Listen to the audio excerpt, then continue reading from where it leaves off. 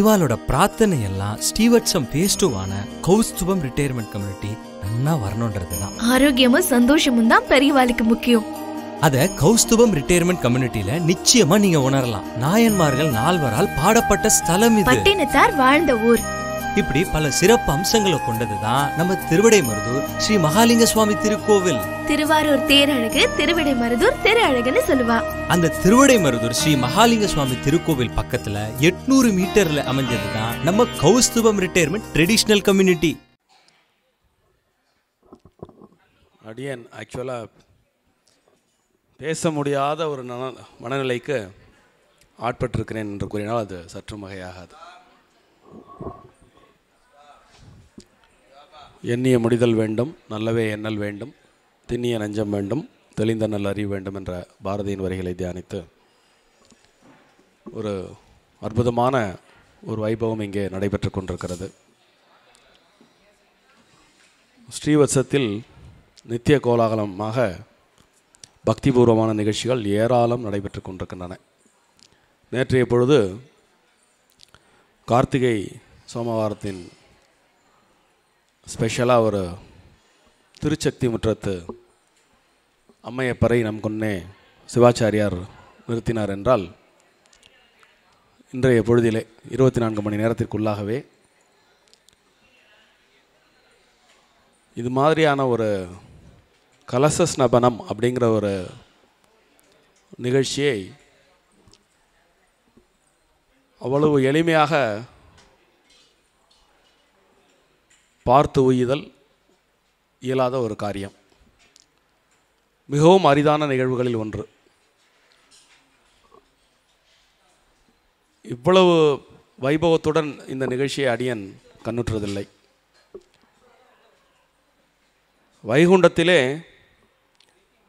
நித்திய பூஜை எவ்விதம் நடைபெறுகிறது அப்படின்னு யாராவது கேட்டால் அதுக்கு பதிலாக இங்கே ஸ்ரீவத்சத்துக்கு போங்க, அங்கே நடக்கக்கூடிய நிகழ்ச்சிகளை பார்த்தாலே தெரிஞ்சுடலாம் அப்படின்னு பதில் சொல்லலாம். இது ஒரு நிச்சயமாக ஒரு மிகையான கூற்றாக இருக்க முடியாது. ஏன்னா வைகுண்டத்தில் யார் இருக்கா? பெருமாள் இருக்கார். அனுதினமும் அவரை சிந்தையிலே ஏற்றி போற்றி அவர் நினைவாகவே இருந்தவர்கள் அந்த இடத்திற்கு செல்கிறார்கள். அப்போது எப்படி அங்கே பெருமாள் கொண்டாடப்படுவார் அப்படிங்கிறத அங்கே போய் தான் தெரிஞ்சுக்கணுங்கிற அவசியம் இல்லை, இங்கேயே தெரிஞ்சுக்கலாம் அப்படிங்கிற அளவில் வெகு விமர்சையாக நடைபெற்று கொண்டிருக்கிறது. அதற்கு முதற்கண் நமது ராஜா பட்டாச்சாரியார் அவர்களுக்கு நாம் மிகுந்த நன்றியை செலுத்த வேண்டும். அவருடைய மைத்துனர் இங்கே பலமுறை அவர் இந்த வளாகத்திற்கு புதியவர் அல்லர். பிரசன்ன வெங்கடேசன் என்பது அவர் பெயர். அவர் எடுத்து நடத்தக்கூடிய காரியங்கள் எல்லாம் ரொம்ப கிரமமாக இருக்கும். இந்த மாதிரியான தெய்வாம்சம் பொருந்திய நிகழ்வுகள் எல்லாம் கிரமமாக நடைபெறுதல் 1000 மடங்கு பலனை கூடுதலாக கொடுக்கும் என்று பெரியோர் கூறுவர். அந்த வகையில் எப்பொழுது கிரமமாக செய்யக்கூடிய ஒரு ஆற்றல் வரும் என்றால், பெரியோர்களிடமிருந்து கல்வி கேள்விகளை உள்வாங்கி அவர்களிடமிருந்து முறையாக அவைகளை கற்று அதனை தொடர்ச்சியாக பயிற்சி செய்தால் மட்டுமே கிரமமாக ஒரு காரியத்தை செய்யக்கூடிய ஆற்றல் ஒருவருக்கு ஏற்படும். அந்த வகையிலே அவர்கள் எவ்வளவு பயிற்சி பெற்றவர்கள் என்பது அவர்கள் இங்கு நிகழ்த்தி காட்டிய இந்த அற்புதமான தெய்வீக நிகழ்வு பறைசாற்றுகிறது என்று கூறினால் அது சற்று மிகையாகாது. இந்த மாதிரி ஒரு அற்புதமான நிகழ்வை அறம் காவலர்களின்றி நிறைவேற்ற இயலாது. அவருக்கு சொன்னால் பிடிக்காது, ஆனால் சொல்ல வேண்டியது என்னுடைய கடமை. திரு மற்றும் திருமதி ஹேமமாலினி கஸ்தூரி அவர்கள் இங்கு வந்ததிலிருந்தே, ஸ்ரீவத்சத்தில் குடியேறியதிலிருந்தே பெருமாளுக்கு விதவிதமாக செஞ்சு பார்க்கணுன்னு ஆசைப்படுவாள். அந்த எண்ணமே அவன் கொடுக்குற எண்ணம் தான். அந்த எண்ணத்தை உள்வாங்கி மனசார இப்போ ஏற்பட்ட ஒரு பொதுவாக ஒரு பெரிய வாக்கியம் உண்டு, மகிழ்வித்து மகிழ் அப்படின்னு. அது உலகாயத விஷயங்களுக்கு பொருந்தும். இங்கு அருள் கூட்டுவித்து அருள் பெறு அப்படின்னு ஒரு புதிய வாசகத்தை சொல்லலாம் போல் தோணித்து. இந்த க்ஷணத்தில் எனக்கு தோணித்து.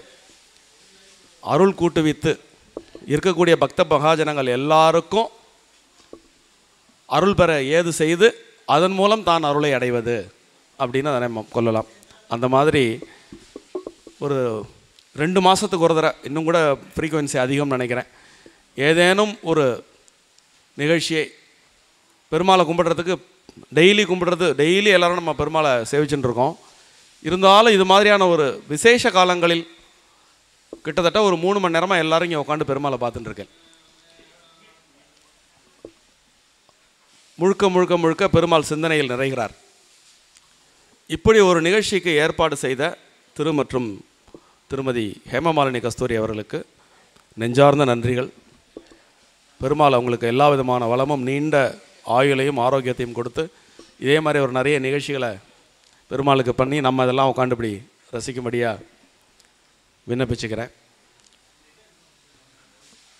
இப்போது பேசினதெல்லாம் சற்று மிகையான கூற்று மாதிரி தெரியும், மேடை நாகரிகம் கருதியோ அல்லது இந்த இடத்துல சில பேரை பெருமைப்படுத்தணுங்கிறது கருதியோ அடியேன் பேசலை. சைவமோ வைணவமோ இரண்டுமே உள்ளார்ந்த நிலையில் நுட்பமான தலங்களில் ஒன்றுதான். சைவமும் பரம்பொருள், உயிர், உலகம், மாயை, மோட்சம் இந்த விஷயங்களை தான் எடுத்துட்டு ஆராய்ஞ்சு மேம்படுத்துறது. அதே மாதிரி வைணவத்தினுடைய அடிப்படை கோட்பாடுகளிலும் இதே 5 விஷயங்களை எடுத்து தான் வைணவமும் அதற்கான தீர்வை கொடுக்கிறது. வைணவத்திலே பரம்பொருள் 5 நிலைகள் இருப்பதாக வைணவ ஆச்சாரியர்கள் குறிப்பிடுவர். பரம்பொருளாகவும் வியூகம், விபவம், அந்தர்யாமி, அர்ச்சா நிலை, இந்த நிலைகளிலே பெருமாள் பக்தர்களுக்கு காட்சி கொடுத்து தரிசனம் செய்வித்து அவர்களை உய்விக்கிறார் என்று வைணவம் கூறுகிறது. அந்த வகையிலே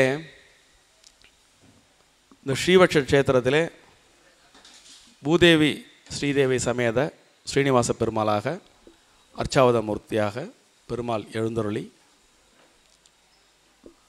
பெரிய மகான் ஒருவரால் ஸ்ரீ கிருஷ்ணபிரேமி அண்ணா அவர்களால் பூமி பூஜை போட்டதிலிருந்து கும்பாபிஷேகம் வரைக்கும் அவருடைய சிந்தையில் நிறைந்த பெருமாள். அதனால் திவ்ய தேச தலங்களுக்கு சற்றும் குறைவர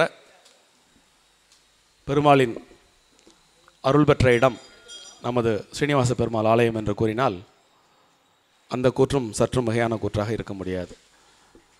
உங்களுக்கெல்லாம் நினைவு இருக்கும், மண்டலாபிஷேகம் முடிவதற்குள்ளாக ஸ்ரீ அண்ணா இந்த ஆலயத்திற்கு எழுந்தருளி இதே இடத்தில் நின்று உள்ளே பெருமாளை தரிசித்து ஸ்ரீனிவாசன் இங்கு தான் இருக்கிறான் அப்படின்னு திருவாய் மலர்ந்தருளினார். மகான்களுடைய வாக்கு எப்பேற்பட்ட வாக்கு! ஸ்ரீனிவாசன் இங்கே தான் இருக்காருன்னு அவர் சொன்ன பிறகு ஸ்ரீனிவாசன் இங்கே தானே இருந்தாகணும். அப்படி அவர் இங்கே தான் இருக்கார் அப்படிங்கிறத எப்படி நமக்கெல்லாம் காமிப்பார்? தன்னைத்தானே சிவன் அபிஷேக பிரியர், பெருமாள் அலங்கார பிரியர் அப்படின்னு ஒரு சைவ சொல்லாடல் உண்டு. நம்ம பெருமாள் திவ்ய தேச பெருமாளுக்கு சற்றும் குறைவில்லாமல் அவர் இங்கே ஏற்படுத்தி கொள்ளும் வைபவங்கள் கொஞ்சமா நஞ்சமா? தன்னைத்தானே அவர் ஆராதிப்பதற்கு அவரே ஏற்படுத்தி கொண்ட ஒரு அர்ச்சகர் தான் நம்முடைய ராஜா பட்டாச்சாரியார். நான் இங்கே பல முறை கூறியிருக்கிறேன், அடியேனுக்கு ஆழ்வார்களின் பேரிலே மிகுந்த பிரியம் உண்டு. அதிலும் பெரியாழ்வாரை கண்டு நான் வியப்பதுண்டு. பெரியாழ்வார்தான் பெருமாளை கொண்டாடுதல் எப்படி என்பதை எல்லாருக்குமே சொல்லிக் கொடுத்தார் அப்படின்னு சொன்னால் அது சற்று மிகையாகாது. அந்த பெருமாளை அணுவாக ரசிப்பது எப்படி அப்படின்னு யாராவது தெரிஞ்சுக்கணும்னு ஆசைப்பட்டால் பெரியாழ்வாருடைய பாசுரங்களை படிக்கலாம். அப்படி அந்த பெருமாளை அவர் ஆராதிக்கும் வண்ணம் வெகு நிச்சயமாக இங்கேருந்து வேறு இடத்துக்கும் பெருமாள் போகவே மாட்டார். அப்போது அவர் மாற்றி மாற்றி மாற்றி மாற்றி அவருடைய எண்ணத்தை நம்ம மனசுக்குள்ளே இருத்த வேண்டும்னு அவரே சங்கல்பம் பண்ணி அவரே இது மாதிரி திரு கஸ்தூரி அவர்களுடைய மனசில் ஒவ்வொருத்தர் இது மாதிரி பக்தர்களுடைய மனசில் புகுந்து இதை பண்ண அதை பண்ண அப்படிங்கிற சங்கல்பமாக அவரே எழுப்பி அது செயல் வடிவம் பெற்று எப்படி இருந்தது ஒரு அடியேன் இப்பொழுது கூறினேன் அல்லவா, ஒரு ஆழ்ந்த நிலையில் நுட்பமான தலங்களில் சைவமும் வைணவமும் ஒன்றுதான் அப்படின்னு. எப்படி சைவ பெரியார்களிலே திருமூலர் பக்தி யோகம் ஞானம் அப்படின்னு பல விஷயங்களை போதிச்சாரோ, அதே மாதிரி இந்த வைணவ ஆழ்வார்களிலே பக்தி ஞானம் யோகம் இதை எல்லாவற்றையும் உள்ளடக்கிய பாசுரங்களை எழுதியவர் நம்மாழ்வார். நம்மாழ்வாரனுடைய பாசுரங்களை படித்தா சைவம் வைணவம் அப்படிங்கிற வேறுபாடு யாருக்கும் வராது. இந்த பேதமே இல்லாமல் ஒரே பக்த குழாம் சைவத்தையும் வைணவத்தையும் சரிசமமாக பாவித்து கொண்டாடுகிறது அப்படின்னு சொன்னால் இதுவும் சற்று மிகையான கூற்றாக இருக்க முடியாது. ஸ்ரீவத்ச பக்த மகாஜனங்கள் மட்டும்தான். சிவாலயத்தில் ஒன்றுனா எல்லாரும் அங்கே போய் சுவாமியை தரிசனம் பண்ணுவா, பெருமாள் கோயிலில் ஒன்று அப்படின்னா எல்லாரும் இங்கே வந்து. ஸோ அந்த வேறுபாடு உண்மையிலே கிடையாது. அது பின்னால் எப்படி வந்ததுங்கிறது தெரியல. நுட்பமான தலங்களில் பக்தியையும் ஞானத்தையும் நாம் உணர்வோமானால் இருவரும் ஒருவரே. இப்போ இந்த இடம் வைகுண்டமாக காட்சியளிக்கிறது. ஒரே ஒரு துளி கூட இந்த கூற்று மிகையான கூற்று அல்ல. ஏன் அப்படின்னா, நம்மாழ்வார் பாடிய ஒரு பாடலை நாங்கள் சொல்கிறேன், நீங்களே முடிவு பண்ணிக்கோங்க. நான் மிகைப்படுத்தி பேசினேன்னா உண்மையை பேசினேன்னா அப்படின்னு.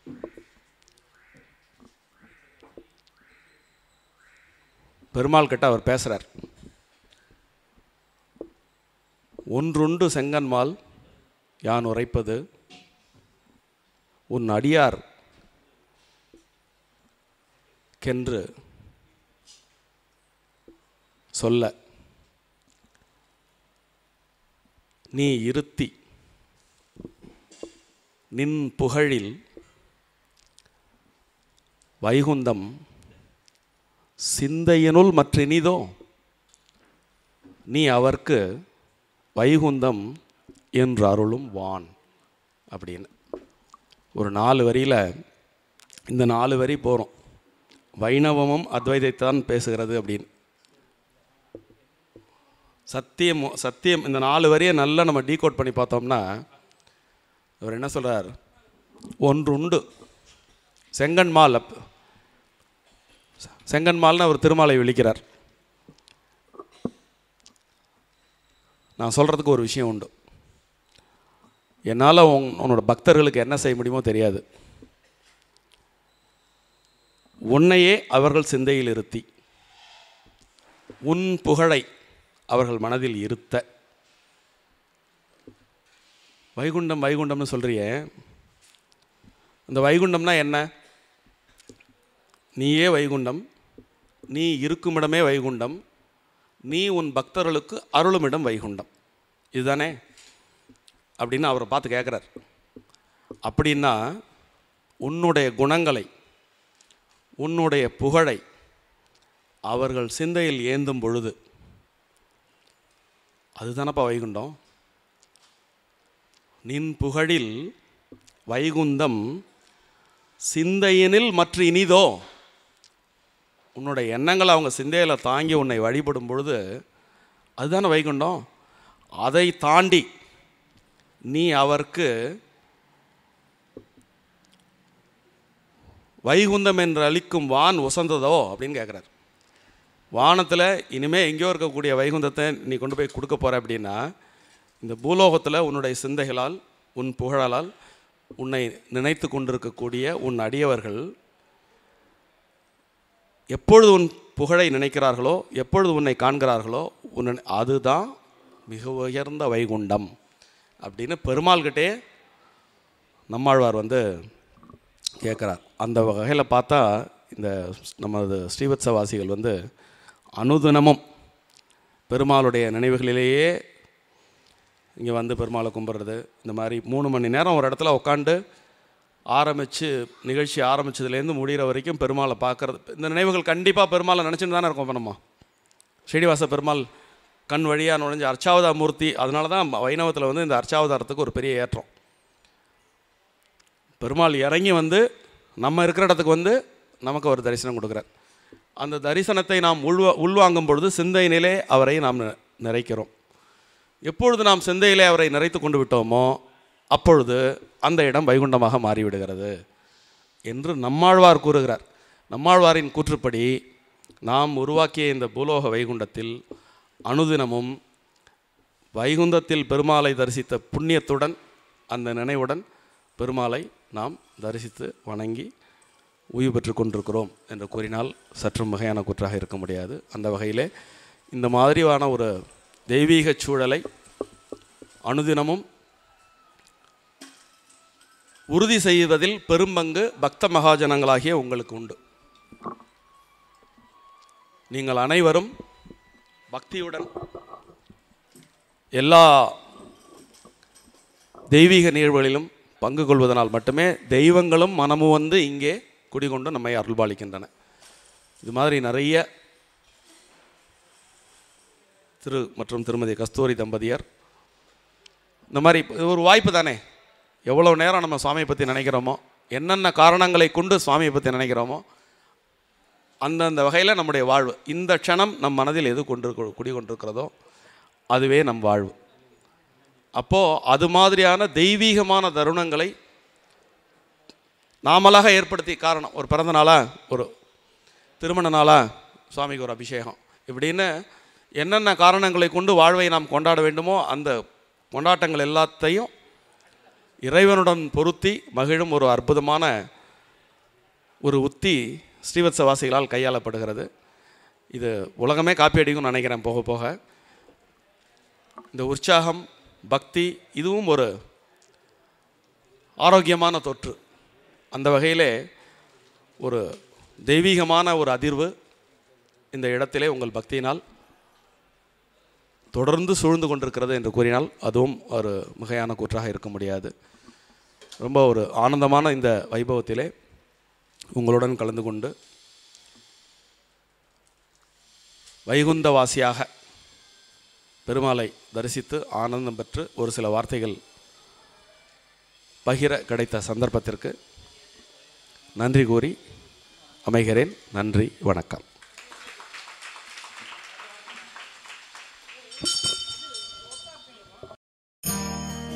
இவாளோட பிரார்த்தனை எல்லாம் ஸ்டீவர்ட்சம் ஃபேஸ் 2 கௌஸ்துபம் ரிட்டையர்மெண்ட் கம்யூனிட்டி நன்னா வரணுன்றது தான். ஆரோக்கியமும் சந்தோஷமும் தான் பெரியவாளுக்கு முக்கியம். அத கௌஸ்துபம் ரிட்டையர்மெண்ட் கம்யூனிட்டியில நிச்சயமா நீங்க உணரலாம். நாயன்மார்கள் 4வரால் பாடப்பட்ட ஸ்தலம் இது. பட்டினத்தார் வாழ்ந்த ஊர்.